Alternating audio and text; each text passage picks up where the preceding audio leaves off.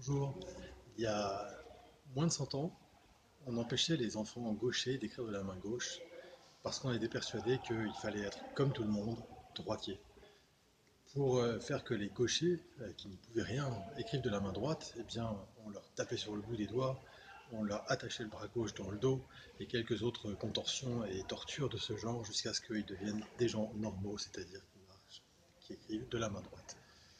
Et puis un jour, on s'est rendu compte qu'être gaucher, ben, c'était juste des connexions neuronales, là, et qu'on n'y pouvait rien, qu'on choisissait pas d'être gaucher pour embêter les autres, que c'était comme ça. Et on s'est rendu compte aussi qu'ils étaient meilleurs au tennis, parce qu'ils avaient des réflexes qui allaient plus vite.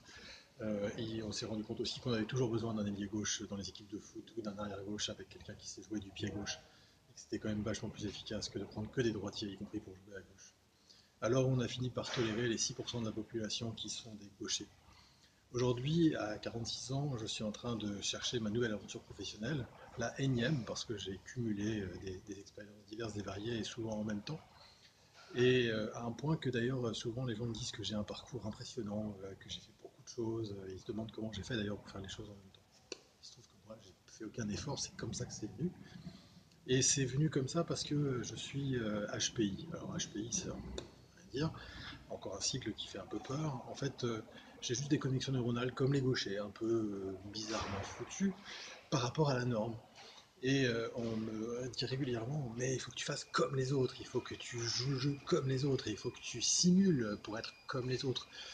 Or, moi, je ne sais pas faire, je suis comme les autres, c'est-à-dire différent. Et dans notre société, il y en a plein des différences, mais celle-là, elle est peu connue.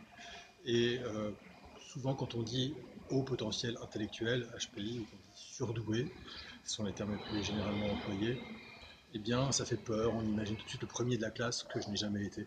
On imagine tout de suite des intellectuels qui pensent aux mathématiques ou à la science physique ou à des choses comme ça, ce que je ne suis pas du tout en capacité de faire, comme la plupart de mes congénères.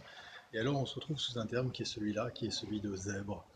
Parce que, bah, comme ça, au moins, on imagine des animaux sympathiques qui ressemblent à des chevaux, mais qui ne sont pas vraiment des chevaux, qui semblent domptables, mais qui sont indomptables. Et malgré tout, ils arrivent à fonctionner avec les autres animaux, etc.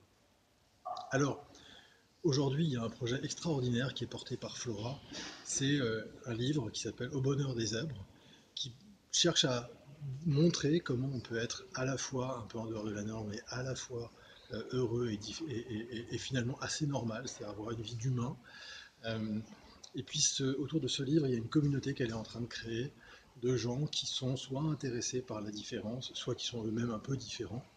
Et je trouve que c'est absolument essentiel, comme on a fait un travail il y a une centaine d'années autour des gauchers, et bien qu'on sache aujourd'hui qu'on peut être grand, petit, gros, maigre, HPI ou autre chose, et pour autant être heureux et être dans la société, et puis faire un très bon ailier gauche pour certaines entreprises ou pour la collectivité, là où on pense qu'il faut que des ailiers droits.